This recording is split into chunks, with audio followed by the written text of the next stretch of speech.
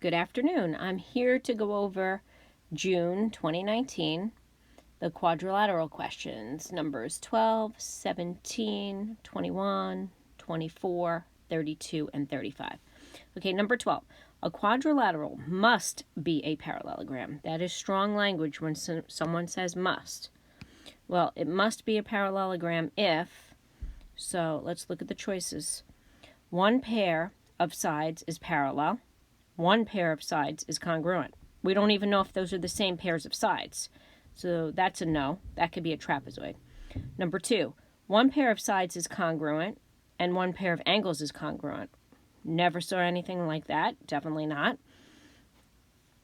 Number 3, one pair of sides is both parallel and congruent. Now you're talking. All right, you have one pair of sides, they're congruent and parallel. The only thing you could possibly draw with that information is a parallelogram. You can always try to draw it. Let's look at the next one. Number 17. So in number 17, we actually did this, Mrs. Gallagher and I went over this in a Google slide. So I'll go over it again. Okay, they're giving you the perimeter of TIGE. They tell you it's a rhombus. So that means each side is 68 divided by 4. Okay, and 68 divided by 4 is 17. So each side measures 17. They're asking us for the length of diagonal IE. Well, don't worry about the entire thing. Worry about IR for now, because they tell us TG is 16. That means RG is 8, half of that, because the diagonals bisect one another since a rhombus is a parallelogram. Now, since it's a rhombus, the diagonals are perpendicular. So put a little right angle there, and you're going to use the Pythagorean theorem. 8 squared plus x squared is 17 squared. So you get 64 plus x squared is 289. Subtract the 64. So you get 225. Get the square root. So you get 15. IE is twice that, so it is 30. Choice 2. All right, you can rewind and watch it again if you feel I went too quickly. Taking a look at number 21, they're giving you a parallelogram. They're extending QP to point T. They're telling you, okay, this information is given in a very specific way. Make sure that you read the question. ST is congruent to SP. There you have a nice isosceles triangle. The measure of angle R is 130. Well, the measure of angle P is 130 because the opposite angles in a parallelogram are congruent. You can see this is a linear pair, so this is 50. And we're looking for angle PST. Well, this is also 50. Add those together, you get 100. Therefore, it's 80 degrees. All right, that's number 21. Number 24, they're asking us which information is not sufficient enough to prove that a parallelogram is a square. Now, we're starting with the premise that you have a parallelogram. This is called the premise. Logic has been taken out of geometry, so sometimes it's a little bit of a struggle to understand what exactly it is they're giving you.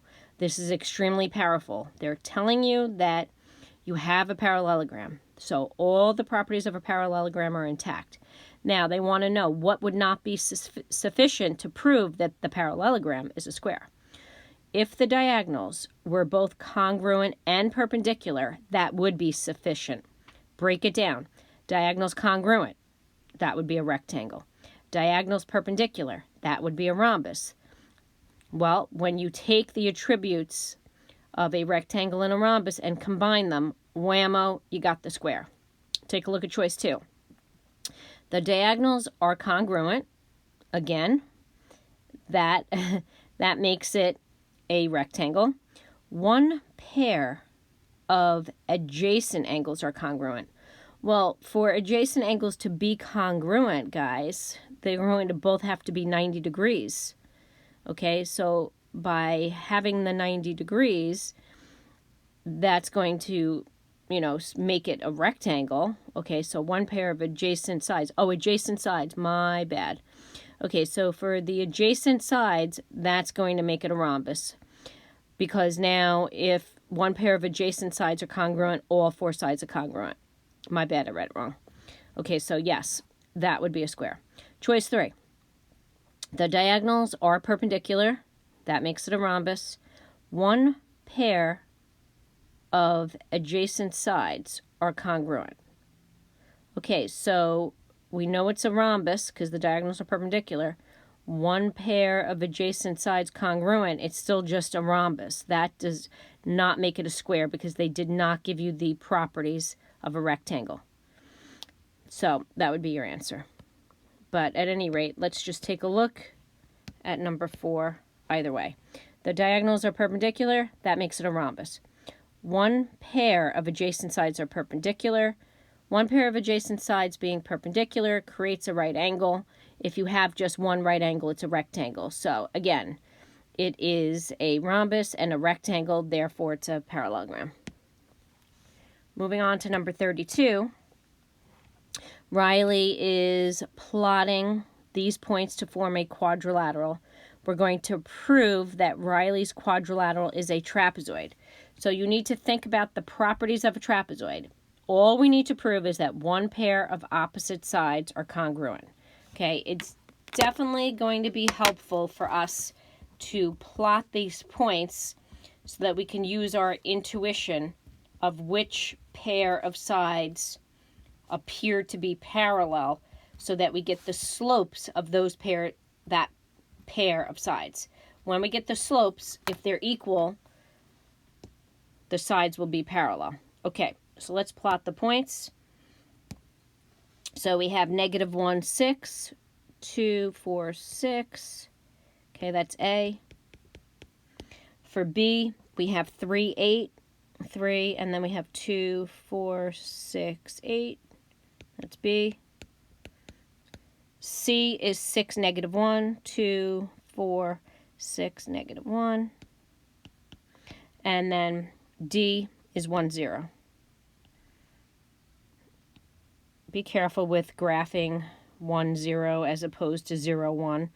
The X value is 1. The Y value is 0. Okay? This seems to be a common problem that people have. Okay, so at any rate, I'm going to get the slope of AD and BC. AD, BC. Let me go back to the previous page. AD and BC. Whoops. All right.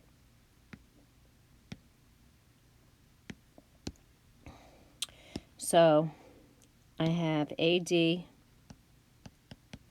and BC. Slopes. Okay, so I like to just do change in Y over change in X. Okay, you can feel free to use this formula that M equals change in Y over change in X this way. Okay, it's really up to you. You got to know yourself, guys. Okay, there's no way that's better or not better. It's just a matter of opinion. Everyone seems to have a lot of opinions when it comes to math. All right, so AD. If I look at AD, I start with 6 minus 0, so that's 6. Then I have to go in the same order. So I have -1 minus 1. That's -2. Now I'm going to do BC. So if I look at B to C, I have to start with the Y values. So I have 8 minus -1. That's 9. Then I have -3. Oh, sorry, just 3 minus 6, which is -3. I was probably thinking ahead.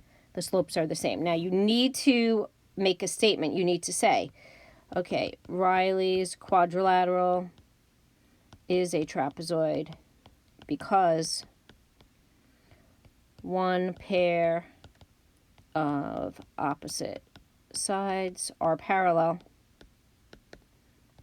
as shown by the equal slopes.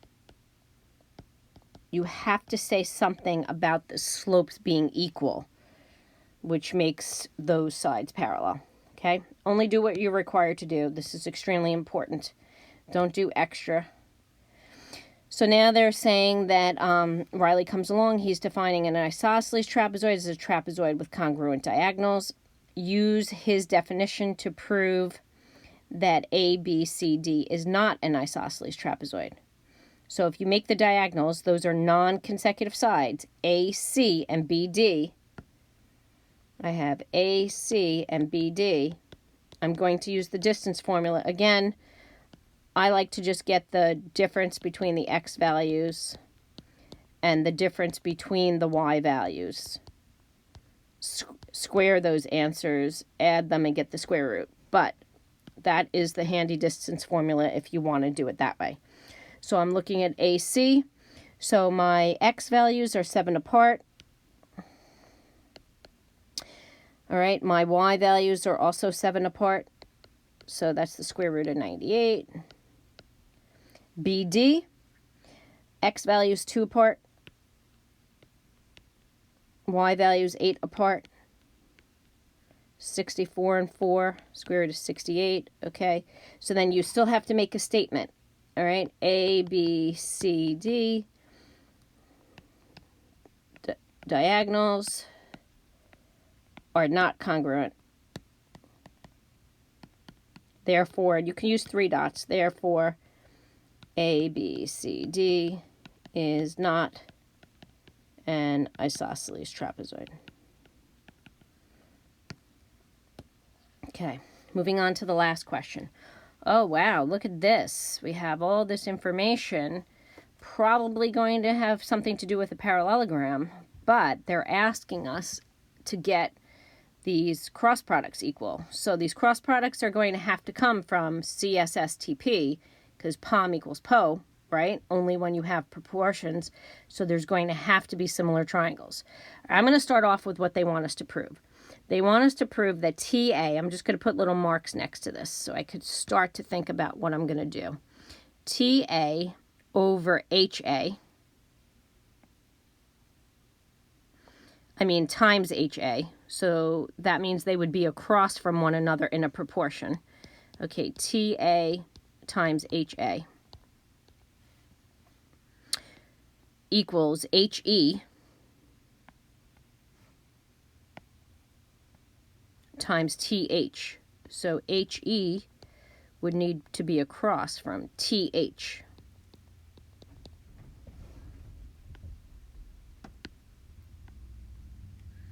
All right, now, all right. So this problem is going to take a little bit of time to plan out, all right? I'm looking, I have, look at the triangles I have. I have this triangle on the left, HEM. I have this triangle on the right, TAH, okay? I have the TA, the TH, and I have the HA, right? Well, the HA is also from 2 different triangles. It's from triangle HEA as well. All right, so we'll start with the givens. They tell us HM is congruent to AT. Then they tell us HT is congruent to AM.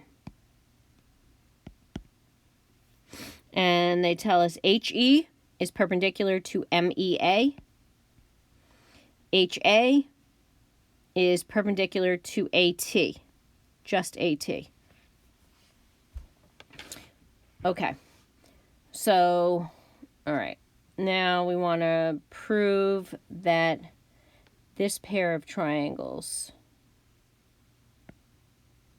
this pair here and here, that they are similar. I already know I have the right angles, so I have to think about what else I have. Well, I can see that there is a Z in the picture. All right, now this takes experience, guys. Okay, I wasn't always this good at this either. But geometry comes in layers is the main theme. That is going to give me these angles. Then I'll have those triangles similar by angle, angle. All right, so here we go. So you would put all the givens. I'm going to leave that out because I don't want to have to scroll onto the next page, but you are required to put all that information. Okay, so I have to put the right angles. Okay, I'm going to name this angle 1 and angle 2 to make my life easy. Angle 3, angle 4. Angle 1, angle 2 are right angles. Okay, reason for them being right angles is that perpendicular lines form right angles. Okay, now I could say those angles are congruent because all right angles are congruent.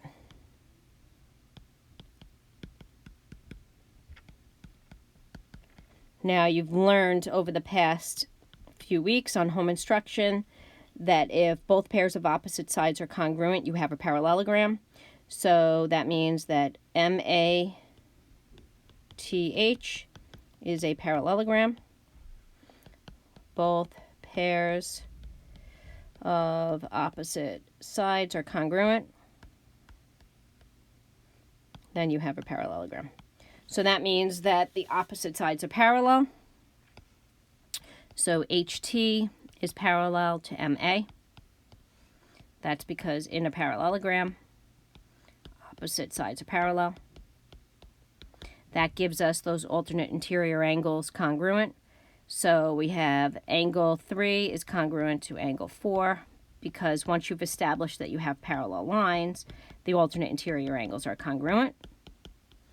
Then now we can establish that the triangles are similar. Okay, so triangle THA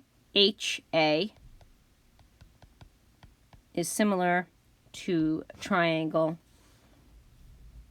all right, HAE.